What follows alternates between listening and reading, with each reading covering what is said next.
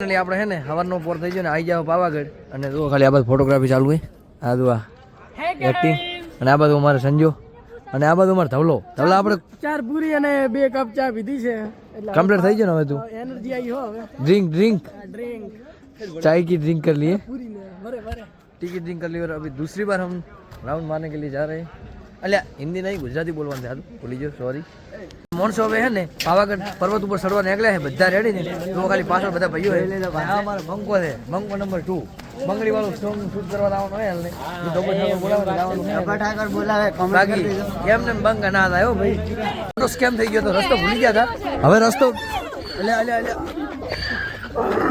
કોક અલગ જ જોવા મળી ગયો ખાલી ડોંકી હા બધા બીએ છે હેરાન અમે બીએડા નહીં પાવાગઢનું બસ સ્ટેન્ડ જો ખાલી તમે બધા ભાર્યું નહીં હોય અમે પહોંચી જાય રેડી તમે હોય આયેલા જ નહીં અમારા સાહેબ કે તમે સાહેબ ભાડ્યું હા ભાડે 5 વખત તો સાહેબ ને લગભગ પોચનો પ્રવાસ છે અમારે પહેલો જ રેડી નથી ભાઈ બસની અંદર હતી ઘણી ટ્રાફિક તો એમ ને ધક્કામુક્કી કરીને બસની અંદર સડી જાઓ હાલે પબ્લિક કેટલી છે જોવો તમે ખાલી પાછળ પબ્લિક કેટલી ધક્કામુક્કી કરીને સડ્યા હો એટલે પબ્લિક હે ને ઓય એટલી ટ્રાફિકથી ભીડ કરેલી ને વાત છોડી મેલો હોય તો થોડા બોલાવે રહ્યો ભાઈ અને આમાં અસુડવન એજી છે ને ટેકનોલોજી આ દો ખાલી હે ને બસની અંદર ટ્રાફિક થઈ જાય ને બસની અંદર ઉતરું તો ટેકનોલોજી લગાવે રહ્યા માણસો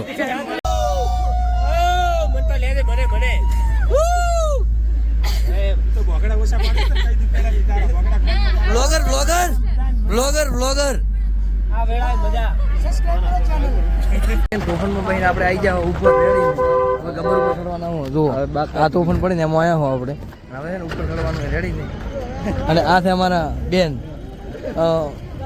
કોઈ બોલવું નહીં હવે ચાલશે ને ભાઈ આપણે છે ને લિફ્ટની અંદર નહીં જવાનું પડે હેડીને ચડવાનું હોય હવે ઉપર તો તમે આપણે આ વ્લોગની અંદર કન્ટિન્યુ બનાવો આખો હું તમને આખો સફર બતાવો રેડી ને પાવાગઢનો ભાઈ બંધ આપણે આવી જાવ પાવાગઢ ને હવે આપણે વિચારવાનું લિફ્ટમાં જવું હોય કે બસ સીડીઓ ચડવું હોય તમે કેવી રીતના ચડ્યાવાનું હોય પાવાગઢ એ તમે કોમેન્ટ કરી નાખજો રેડી તો આપણે લિફ્ટમાં જવું હોય તો એ છે મોટી લાઈન એટલે લાઈનમાં લગભગ આપણે ઉભું રહેવાનું થતું નહીં એટલે આપણે લગભગ મોસ્ટ ઓફ તો સીડીઓ ચડવાની કોશિશ કરશું તો તમે પણ સીડીઓ ચડેલા હો પાવાગઢની અંદર તો કોમેન્ટ કરી વાળો રેડી ને હવે હું પણ ચડું રહું આપણો સફર તમે જુઓ ખાલી કેવી મજા આવે આપણે બ્લોગની અંદર કન્ટિન્યુ બન્યા રહો ખાલી પાવાગઢ ચડતા ખાલી વચમાં વ્યૂ આવે જુઓ ખાલી તમે ને 1 નંબર વ્યૂ છે ને ખાલી લગભગ અડધા રસ્તામાં પહોંચી ગયા હો આપણે અને બધાના ચહેરા ઉપર હે ને થાક દેખવા મળે છે જો ખાલી તમે થાચા નહીં ભાઈ થાચી જાય ને જો ખાલી આ બધા અમારા સાહેબે થાચી જાય બેને થાચી જાય સાહેબ તમે થાચી જાય નહીં પતી જાય ને કમ્પ્લીટ ઉતરવું કાઢું વેઢી વાળી તો સાહેબ તમે પાવાગઢ આવેલા હોક ને કોમેન્ટ કરી વાળો રેડી ને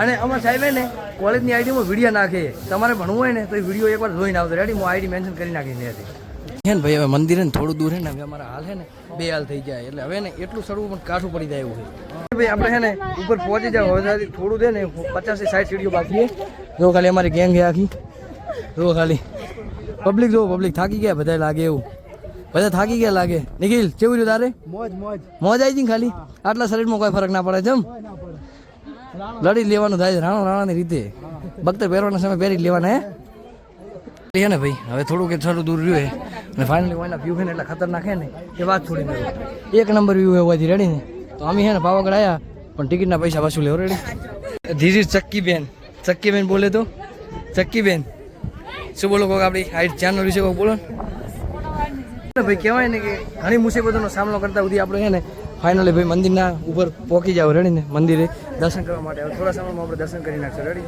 ફાઇનલી છે ને ભાઈ મંદિરની અંદર પહોંચી જાવ હવે ને હવે થોડા સમયમાં આપણે છે ને દર્શન કરવાના છે તો ફાઇનલી ભાઈ મંદિરની અંદર પહોંચી જાય રેડી જુઓ ખાલી મંદિરનો વ્યૂ જુઓ ખાલી 1 નંબર વ્યૂ છે અને હવે ખાલી ટૂંક સમયમાં આપણે તમને મહાકાળી માતાના દર્શન કરાવીશું તમે પણ દર્શન કરી લો મહાકાળી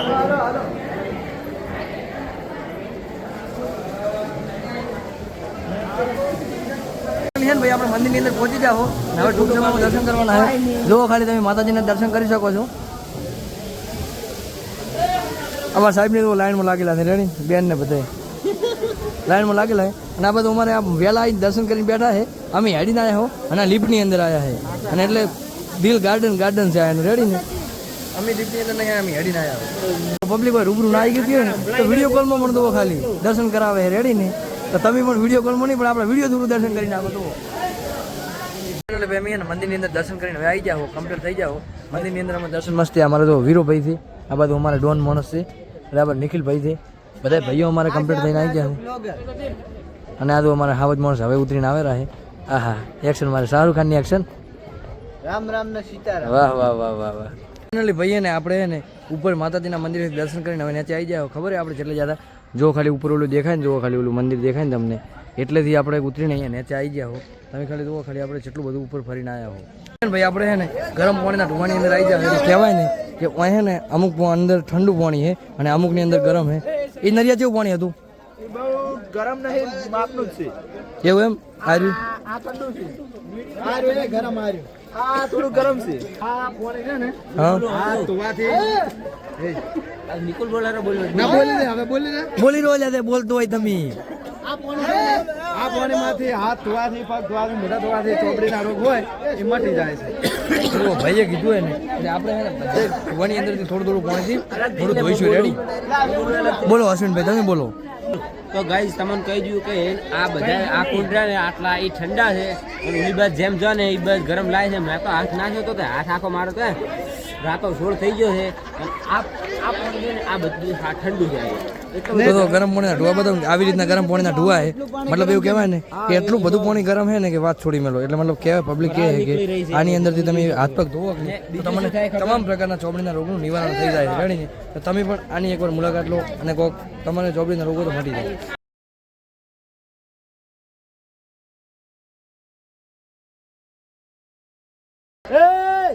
ચલો 1200 બના, બહાર નીકળો. ચલો 1200 બના.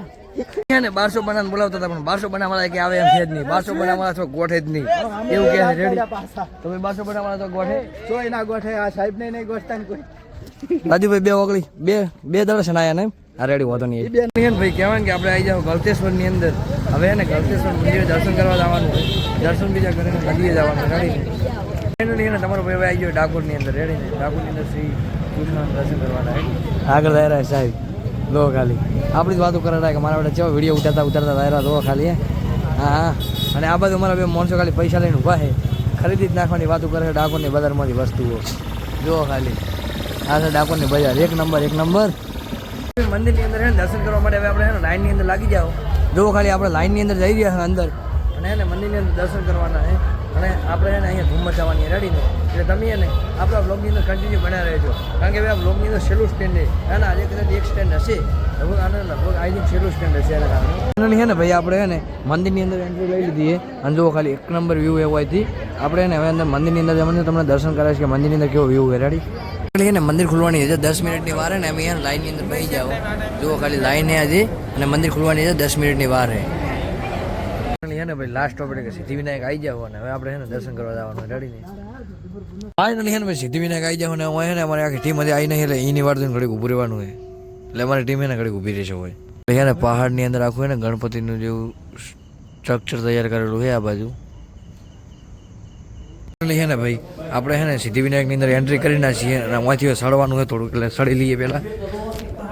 તો ખાલી થોડા આપણે થોડા સડી રહ્યા ઉપર અને આ બાજુ હું માણસો સડે રહે માણસો થાકે એમ નહીં.